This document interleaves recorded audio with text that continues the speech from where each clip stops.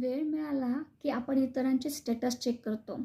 कोण कुठे फिरायला गेलं होतं, कोणी कसे फोटो पोस्ट केलेले आहे, कोणाची ॲनिव्हर्सरी सेलिब्रेट झाली, कोणाचा बड्डे सेलिब्रेट झाला. पण खरंच सांगा, लोकांचे स्टेटस बघून हे कळतं का हो की समोरचा माणूस किती सुखी आहे किंवा दुःखी आहे? कारण शेवटी प्रत्येक हसूच्या मागे आसू दडलेलाच असतो ना. दुसऱ्यांना हसवणाऱ्या जोकरच्या डोळ्यातसुद्धा पाणी असतंच ना. डोंगर दुरून कितीही सुंदर दिसला तरी त्याच्या जवळ गेल्यानंतर कळतं की त्यात किती वणवा आहे. मग स्टेटसवरून कसं कळणार की समोरचा माणूस खूप सुखी आहे आणि मी दुःखी?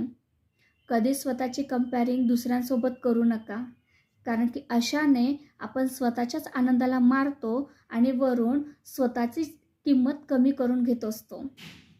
उगाच कुणाला यश मिळत नाही, त्यासाठी रक्ताचं पाणी करून स्वतः इतरांपेक्षा कसं वेगळं आहे ते सिद्ध करून